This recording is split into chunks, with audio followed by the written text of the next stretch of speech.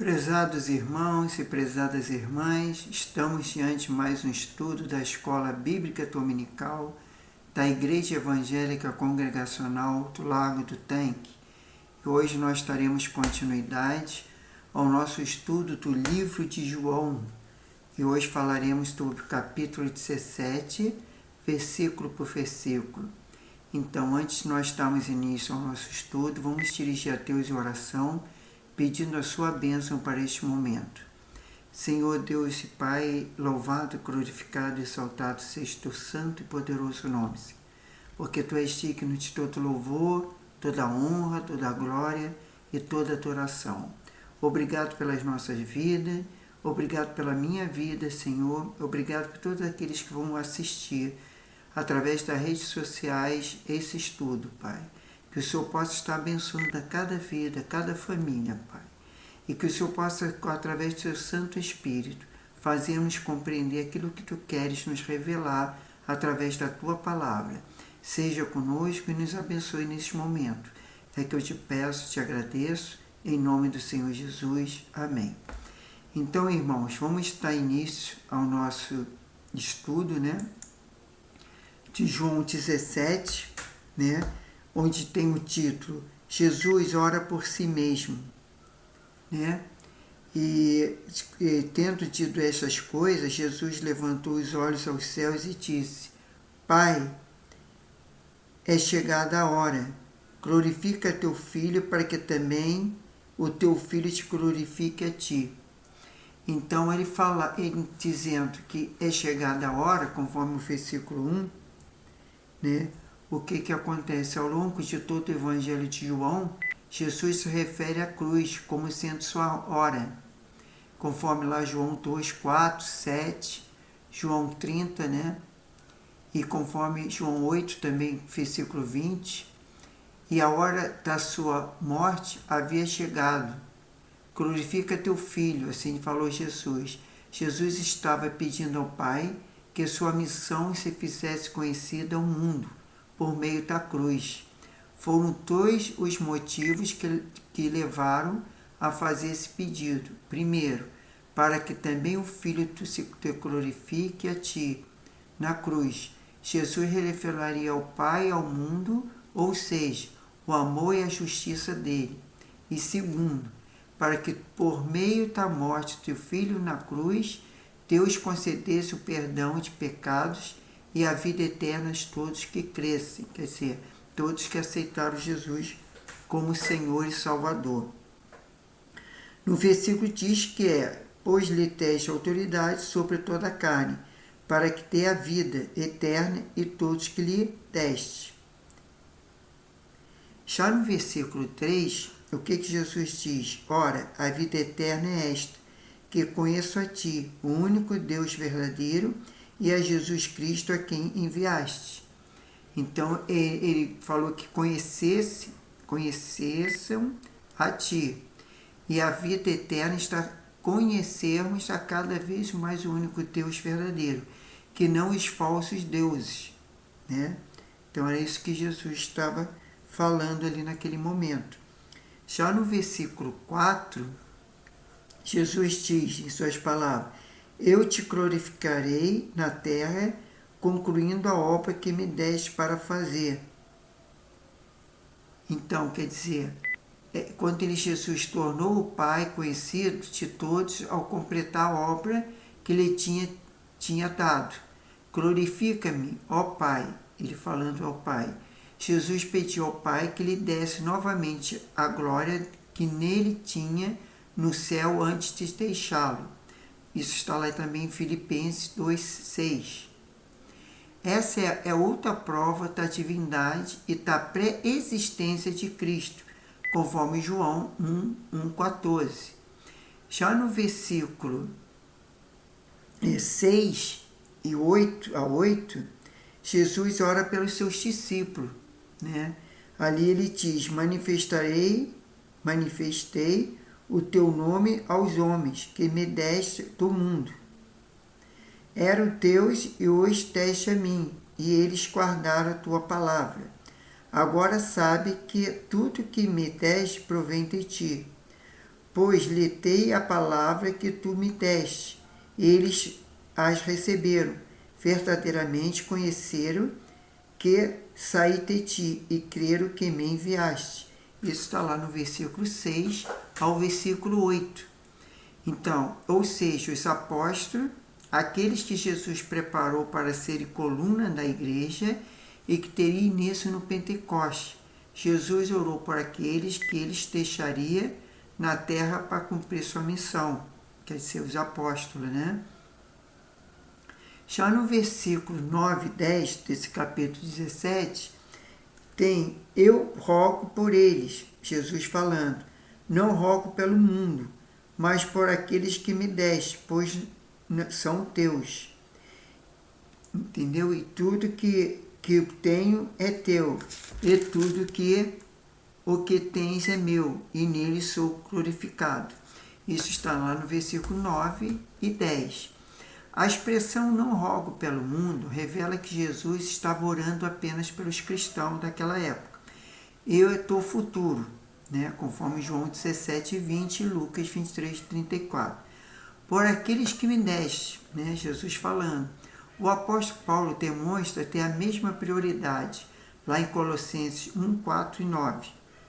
Muitos cristãos oram para que os perdidos aceitem a Jesus, mas depois que os relegam, apenas um caderno de oração.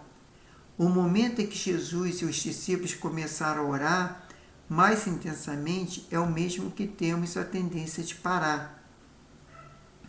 Já no versículo 11, Jesus diz: já não permanecerei no mundo por muito tempo, mas eles estão no mundo, eu vou para junto de ti.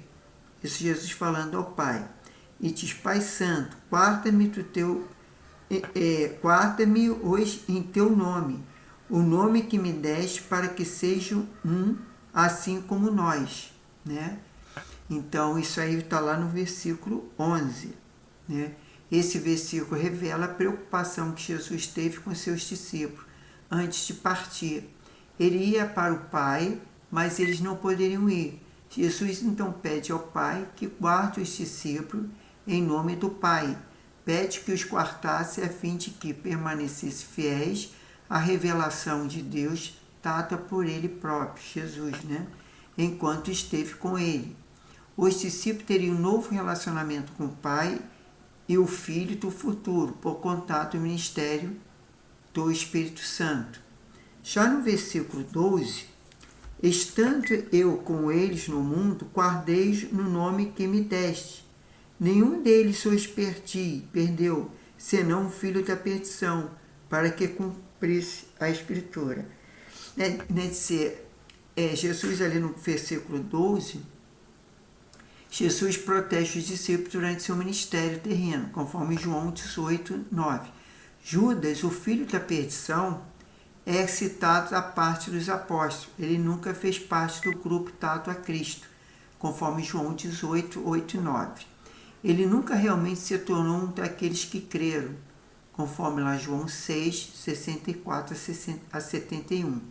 E muito menos uns daqueles que foram purificados, conforme João 13, 11. Né? Então, esse filho da perdição, Jesus está se referindo a Judas Iscariotes, que o traiu. Já no versículo 12, Jesus diz: estando eu com eles no mundo, guardei-os no nome que me deste. Nenhum deles se perdeu, senão o filho da perdição, para que se cumprisse a Escritura. Sim, então ele aqui repete, né, essa questão. Então, o que acontece? Já no versículo 13, agora vou para junto de ti e isto digo, enquanto estou no mundo, para que tens também em si a medida completa da minha alegria. Isso ele diz: digo isto no mundo, e Jesus orou em voz alta, para que suas palavras confortassem os apóstolos quando eles se lembrassem que ele o havia entregado aos cuidados do Pai. Certo? Então, lá no versículo 14 e 15, Jesus diz: Dei-lhes a tua palavra e o mundo os odiou, pois não são do mundo, assim como eu não sou do mundo. Não peço que tires do mundo, mas que o guarde do mal. Quer dizer, sem sombra de dúvida, esse é o maior desafio de todo cristão ao travar suas batalhas espirituais. O Senhor não quer que nos tirar do mundo, conforme o versículo 15. Tampouco quer que fazemos parte do mundo, conforme 16, versículo 16. Nós fomos enviados ao mundo, conforme o versículo 18, mas não para fazermos parte dele. No entanto, a tendência é pendermos para um dos extremos. Ou fazemos parte do mundo e nos envolvemos com ele, ou ponto de não haver diferença nenhuma entre nossa vida cristã e o sistema mundano. Ou nós isolamos do mundo, para que nossa vida de retidão não seja afetada por ele. Contudo, tanto o envolvimento com o sistema mundano, como o isolamento dele, foge ao padrão que Cristo determinou para nós. Jesus disse: eis que vos envio como ovelha ao meio de lobos, conforme Romanos 12, 1, em Filipenses 2, 14 a 16, não peço que os tire do mundo, embora caiba o Pai a tarefa de tirar os ramos do solo, conforme João 15, 2. Cristo não quer que eles sejam tirados do mundo. O verbo tirar, nesse versículo, é o mesmo registrado em João 15, 2, e não significa retirar ou cortar do mal. A designação mal aqui pode ser genérica, ou mal, ou masculina, ou maligno, ou seja, Satanás. Já no versículo 16 e 18, temos o seguinte, Jesus falando o seguinte: eles não são do mundo, como eu do mundo não sou. Quer dizer, Jesus veio ao mundo, mas ele não era do mundo. Ele não fazia as coisas que o homem natural, mundano faz. No versículo 17, Jesus fala: santificai-vos na verdade, e a tua palavra é verdade.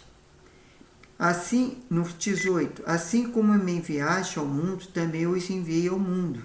Quer dizer, Jesus falando que assim como Deus enviou ele ao mundo, e Jesus estava agora enviando os seus apóstolos ao mundo para pregar a verdade, a sua palavra. Nós podemos compreender essa declaração em duas formas. Primeiro, separar para a santidade, ou, segundo, para separar para a obra. De acordo com a primeira definição, Jesus estava orando não apenas para que os discípulos fossem guardados do mal, mas para que eles também se santificassem mais. Contudo, no versículo 18, a santificação parece referir à missão dos discípulos, indicando que o termo santifica-os também pode significar que Jesus estava separando seus discípulos para isso mesmo. A tua palavra é a verdade. É uma declaração poderosa da certeza que Jesus tinha da veracidade das Escrituras. A opinião das pessoas pode variar e suas atitudes podem ser nitidamente dúbias, mas a palavra de Deus é sempre verdadeira. Isso sem dúvida, né? Então, no versículo 19, Jesus fala: por eles me santifico a mim mesmo, para que eles também sejam santificados na verdade. Então, quer dizer, Jesus não se referia a um processo de santificação, ele se referia aos seus autossacrifícios e ao seu total comprometimento com a missão que o Pai lhe designara. Esse é o exemplo que deveria fazer com que seus seguidores se entregassem da mesma maneira. Já no versículo 20, Jesus diz: eu não rogo somente por este, mas também por aqueles que pela sua palavra hão de crer em mim. Quer dizer, seriam os novos cristãos, né? Aqueles que iriam aceitar Jesus. E Jesus orou não apenas por aquele que o Pai lhe tinha dado, quer dizer, os que tinham se convertido, né? No versículo 9, aqueles que creram em Jesus, né? Aceitaram ele como o Messias, o Senhor e Salvador, mas por todo o futuro cristão pela unidade, conforme o versículo 20 ao 23. e a glória futura deles, conforme o versículo 24 e 26. Se você é um cristão, essa oração é por você também, certo?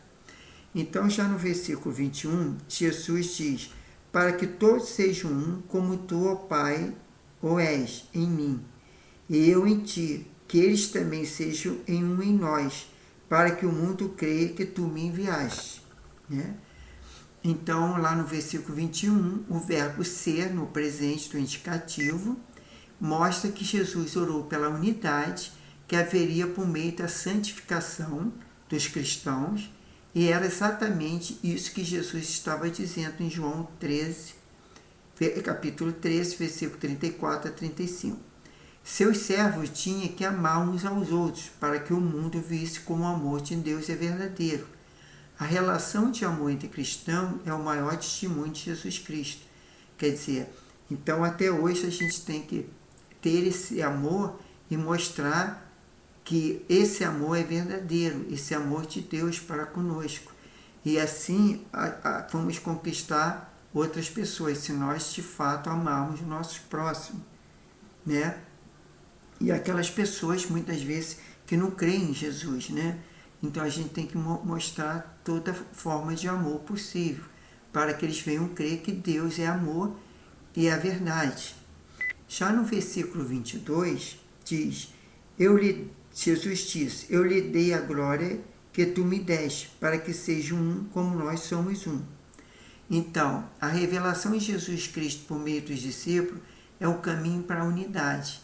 Essa unidade começa com a fé e o entendimento correto de Jesus e de Deus.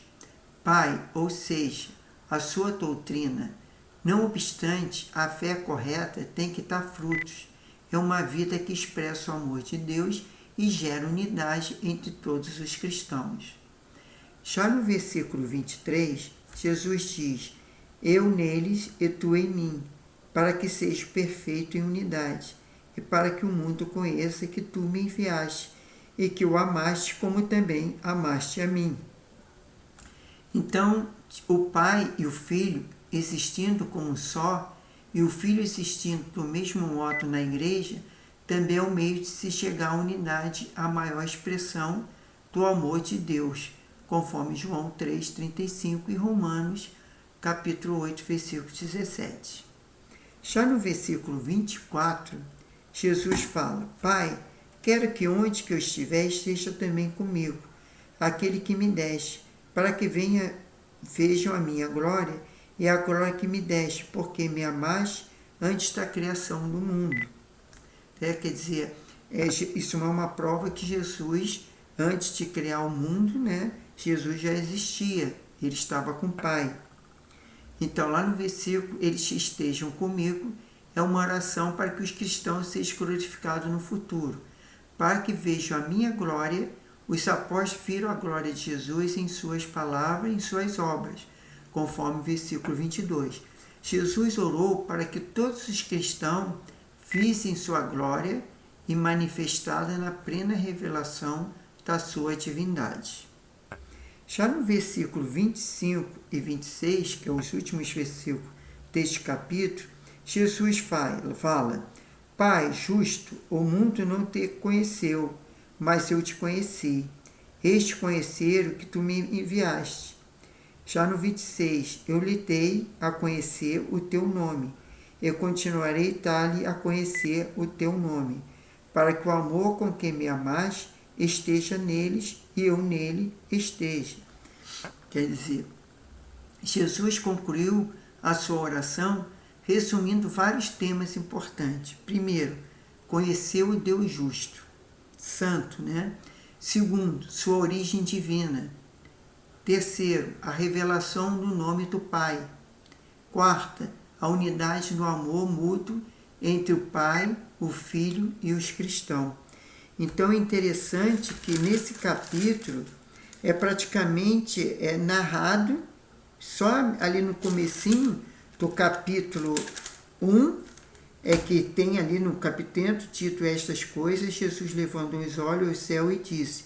Então daí para frente, na segunda parte do capítulo 1, ou melhor, do versículo 1, Jesus faz essa oração até o versículo 26.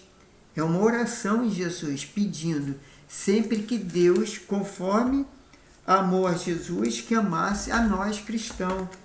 E pedindo que nós fôssemos uma unidade, que vivêssemos na verdade e nos santificarmos e que tivéssemos uma unidade, né, com Cristo. Então, isso aí, por isso que a gente diz que quando a gente aceita Jesus no nosso coração e a gente se converte, a gente é considerado como filho de Deus e somos co-herdeiro com Cristo. Quer dizer, nós somos, na verdade, herdeiros, né? Herdeiros. Então, que o Pai nos abençoe, através dessa oração que Jesus pediu.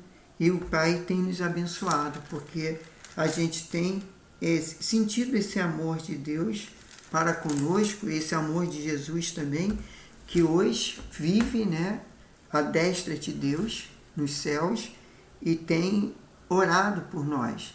A própria palavra de Deus diz que Jesus é o nosso advogado, né?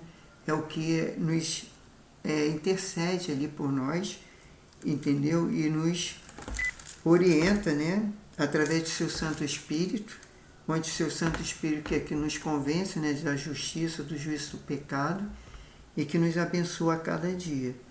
Então, irmãs, nós terminamos aqui o capítulo 17, lembrando que João vai até o capítulo 21, e nós estamos já, próxima semana, já vamos falar sobre o capítulo 18, que já começa lá a prisão de Jesus, né? E depois aí vem tudo aquilo, e até chegarmos ao 19, que Jesus é sentenciado, e depois no 19 mesmo tem a morte de Jesus, mas no capítulo 20 já fala da ressurreição do nosso Jesus, né? Nosso Cristo, e depois no 21 é quando Jesus aparece aos discípulos e depois tem a ascensão aos céus. Então vamos orar, agradecer a Deus por mais essa aula e sempre lembrando aos irmãos e às irmãs para que leiam durante a semana o capítulo 18, né? Para que fique um melhor conhecimento. Esse capítulo 18 ele é um pouquinho mais extenso, tem 40 versículos, né? E vamos tá orando por isso, para que a gente sempre possa compreender aquilo que Deus quer nos revelar através da sua palavra. Então vamos orar, agradecer a Deus, pedir a bênção para nós nesse domingo, nessa semana, que Deus nos abençoe. Senhor Deus e Pai, muito obrigado por mais essa aula, por esse estudo. Obrigado pela Tua graça, Tua misericórdia, Teu amor, Teu perdão. Abençoe cada um que está assistindo, que vai assistir, Senhor, e que Tu possa estar fazendo compreender tudo aquilo que Tu queres, para que venha entender a verdadeira doutrina, Senhor, que é a Tua palavra. E que o Senhor Jesus é o caminho, a verdade e a vida. Faça que cada um compreenda isso e que jamais venha esquecer disso, Pai. E seja conosco, dê um domingo de bênção, de paz. Abençoe nós no culto, na igreja, que não sejamos participantes, mas possamos, ou melhor, não seja assistir o culto, mas que possamos ser participantes do culto através de oração, intercessão, e ali te louvor e adoração ao Senhor. E é que eu te peço e te agradeço, Pai, em nome do Senhor Jesus. Amém. Então, irmãos, até a próxima semana e que Deus abençoe a todos.